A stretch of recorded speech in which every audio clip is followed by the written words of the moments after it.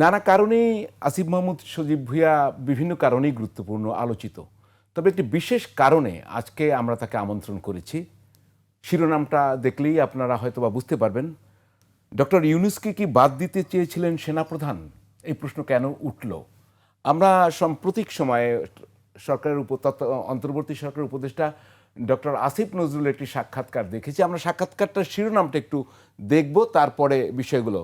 Doctor ইউনূসকে বাদ দিয়ে অন্য কাউকে প্রধান উপদেষ্টা করার চেষ্টা হয়েছিল, এটি ডক্টর আসিফ নজরুল সরাসরি বলছেন। আমি আপনার কাছে প্রশ্নে যাব, তার আগে একটু কোট করছি।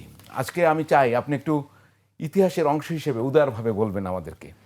সেটি হচ্ছে, অনেক ঘটনা আছে। তার আগে 6 তারিখে বঙ্গভবনের সেনাপ্রধান আপনাদের সঙ্গে ওয়াকারুজ্জামান একটি দীর্ঘ বৈঠক করেছেন শেষ পর্যায়ে প্রধান উপদেষ্টা নিয়ে।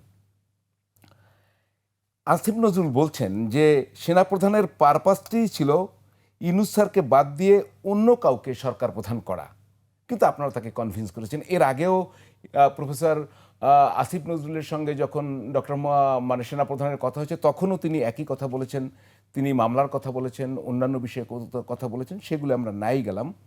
এবং যখন আপনারা এসে বললেন যে সেনাপ্রধান রাজি হয়েছেন প্রফেসর মোহাম্মদ ইউনূসকে অন্তর্বর্তী সরকারের প্রধান করায়, তখন আপনাদেরকে তিনি জড়িয়ে ধরেছিলেন। আমার জড়িয়ে ধরার প্রশ্ন না, আপনার কাছে প্রশ্ন। আপনাদের সঙ্গে দীর্ঘ বৈঠক হয়েছে, আসিফ নজরুল যা বলছেন 4-5 ঘন্টা।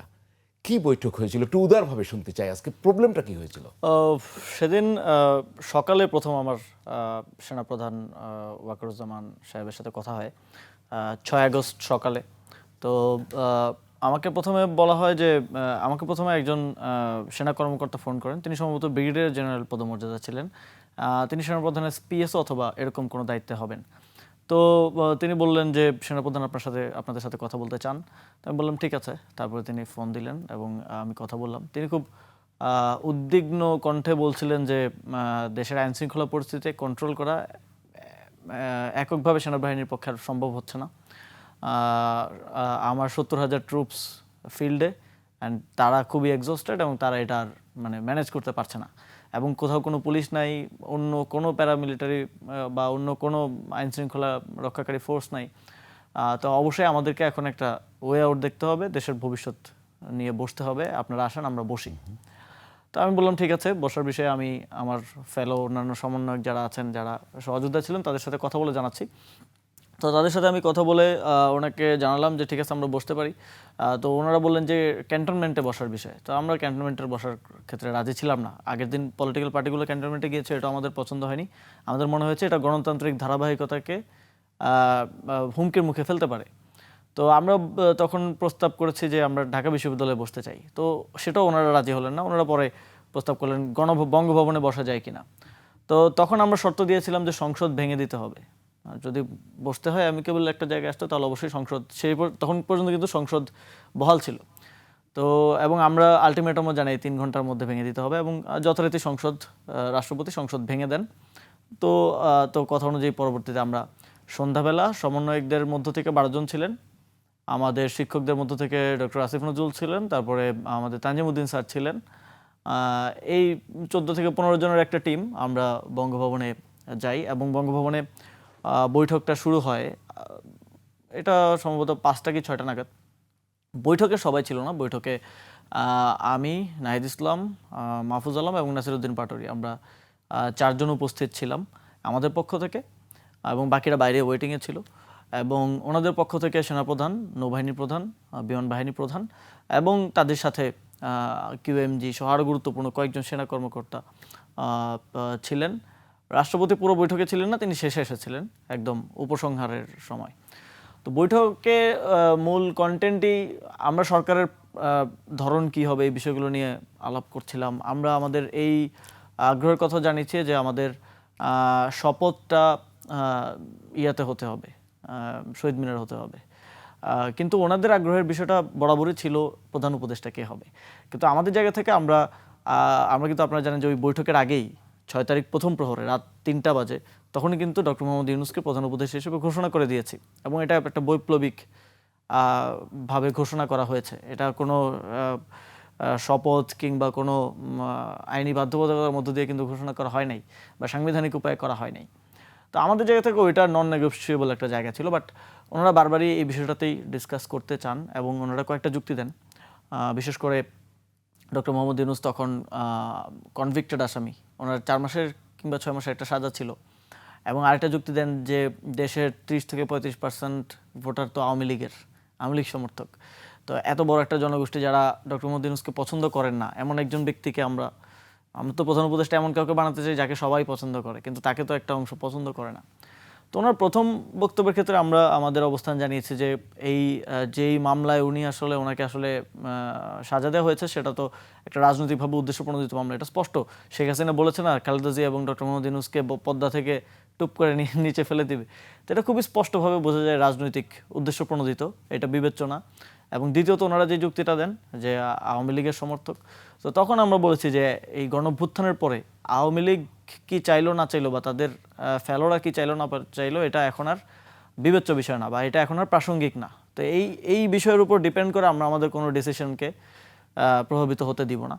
তো এটা নিয়ে দীর্ঘ আলোচনা হয়েছে, বিভিন্ন ধরনের যুক্তিতর্ক হয়েছে। আমাদের দিক থেকে আমরা এক্সপ্লেনেশন দিয়েছি এবং আমরা খুবই রিজিড ছিলাম যে অলরেডি আমরা অ্যানাউন্স করে দিয়েছি। আপনাদের সাথে মূল আলোচনাটা কে করছিলেন? সেনাপ্রধান ওয়াকারুজ্জামান সেনাপ্রধান করছিলেন, ওনাকে অ্যাসিস্ট করছিলেন আরো নৌবাহিনী প্রধান, বিমান বাহিনী কিছু প্রধান। যুক্তি শুনি, দীর্ঘ আলোচনায় তো অনেক কথাই হয়েছে। এই যে মূলত এই আওয়ামী লীগের সমর্থকদের বিষয়টা এবং হচ্ছে উনি একজন সাজাপ্রাপ্ত আসামি এই বিষয়টা, এবং আরও নানা ধরনের বিতর্কর বিষয়ে জনমনে বিতর্ক আছে, সুদ, তারপর হচ্ছে আমেরিকা, এই বিষয়গুলো আকারে ইঙ্গিতে বলার চেষ্টা করা হয়। খুব স্পষ্টভাবে ওই দুইটা জিনিসকেই আসলে করা হয় এবং এটা নিয়ে যুক্তি পাল্টা যুক্তি। প্রায় 4 ঘন্টার বৈঠকে আমার ধারণা 3.5 ঘন্টাই এটা নিয়ে আলোচনা, 80% টাইম এটা নিয়ে আলোচনা হয়েছে।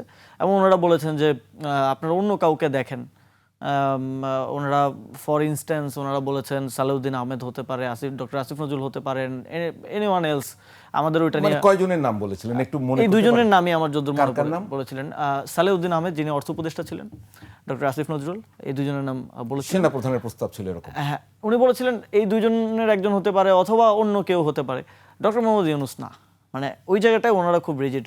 তো আমরা একটা পর্যায়ে প্রায় আমাদের জায়গা থেকে জানিয়ে দিই যে এটা ছাড়া আমাদের অন্য সেকেন্ড কোনো অপশন নেই।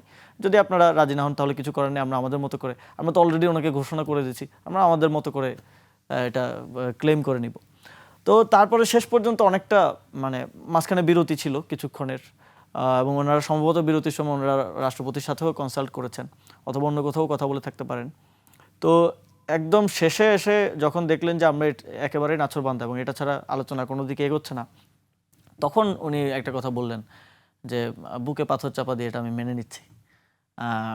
তো এবং সেটার পরেই অন্যান্য আরও কিছু বিষয় নিয়ে আলোচনা হয় যে অন্যান্য উপদেষ্টা কারা থাকতে পারে। তো আমরা বলি যে আমরা রাজনৈতিক দলগুলো সহ বাকিদের সাথে কথা বলে আপনাদেরকে মানে জানাবো যে উপদেষ্টা পরিষদের একটা সম্ভাব্য তালিকা আপনাদেরকে আমরা প্রোভাইড করব, আপনাদেরকে দেখাবো। এবং ওনারা বললেন যে ওনাদেরও কিছু সাজেশন আছে।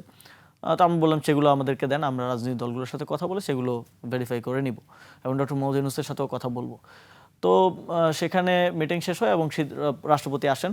রাষ্ট্রপতি আসার পরে তিনি প্রথমে অ্যাড্রেস করেন সবাইকে। রাষ্ট্রপতি যখন আসেন তখন আমাদের অন্যান্য যারা টিম আমাদের সাথে গিয়েছিলেন ওনারাও ভিতরে আসেন, তখন ফর্মাল অংশটা শুরু হয় আর কি। এবং রাষ্ট্রপতি অ্যাড্রেস করেন সবাইকে এবং তিনি বলেন যে শেখ হাসিনা, তানজিমুদ্দিন স্যার একটা সাক্ষাৎকারে বলেছেন যে একজন ব্যক্তির অ্যারোগেন্সের কারণে দেশটা এই পরিস্থিতিটা তৈরি হলো, শেখ হাসিনা আর যে পরিণতি হয়েছে এটা সে ডিজার্ভ করে, এই ধরনের একটা বক্তব্য রাষ্ট্রপতি দিলেন এবং তিনি আমাদেরকে অভিনন্দন জানালেন দেশকে মুক্ত করার জন্য। এবং পরবর্তীতে সিদ্ধান্ত হলো যে তিনি এই মিটিংয়ের পরে প্রেসের কাছে ডক্টর মোহাম্মদ ইউনূস যে প্রধান উপদেষ্টা হবেন এটা তিনি ঘোষণা করবেন এবং যথারীতি তিনি ঘোষণা করলেন। আমরা সেখান থেকে প্রেসের কাছে কে ঘোষণা করলেন? রাষ্ট্রপতি নিজেই ঘোষণা করেছেন। নিজেই ঘোষণা করলেন, জি।